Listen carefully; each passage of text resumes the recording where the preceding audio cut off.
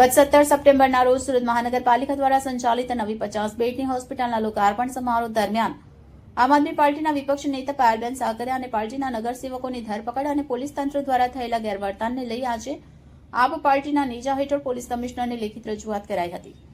સુરતના પુણા વિસ્તારમાં નવી 50 બેડની હોસ્પિટલના લોકાર્પણના કાર્યક્રમ દરમિયાન આમ આદમી પાર્ટીના વિપક્ષ નેતા પાયલબેન સાકરિયા અને પાર્ટીના અન્ય નગરસેવકોને પોલીસે ધરપકડ કરી, જેને લઈ રાજકીય વિવાદ ઉભો થયો છે. આપ પક્ષે પોલીસ પર ગેરવ્યવહાર અને માર માર્યાના ગંભીર આરોપ લગાવ્યા છે. આ કાર્યક્રમનું આયોજન સુરત મહાનગરપાલિકા દ્વારા કરવામાં આવ્યું હતું અને આપ નેતાઓ આમંત્રણ પણ મળ્યું હતું. આ હોસ્પિટલ વિપક્ષ નેતા પાયલબેન સાકરિયાના જ વોર્ડમાં શરૂ કરવામાં આવી છે. આપના સુરત પ્રમુખે જણાવ્યું હતું કે અમે કોઈ પ્રકારનો વિરોધ કરવા નહીં પણ ઉત્સાહથી લોકાર્પણમાં ભાગ લેવા પહોંચ્યા હતા.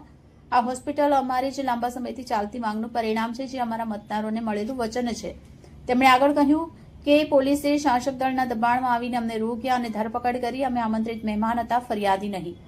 પોલીસ ધરપકડ બાદ આપ પક્ષે આક્ષેપ લગાવ્યા છે કે પાર્ટીના નગરસેવકો અને નેતાઓને પોલીસ વેનમાં બેસાડી પાયલબેન સાકરિયા અને નગરસેવક હીરપરાની સાથે પોલીસે ગેરવર્તન કર્યું, જેથી તેમને શારીરિક તકલીફો થઈ અને તત્કાળ સારવાર માટે તેમને હોસ્પિટલમાં દાખલ કરવાની નોબત આવી પડી. આ સમગ્ર ઘટનાની તટસ્થ તપાસની માંગ સાથે આમ આદમી પાર્ટી સુરત પોલીસ કમિશનરને લેખિત રજૂઆત કરી છે.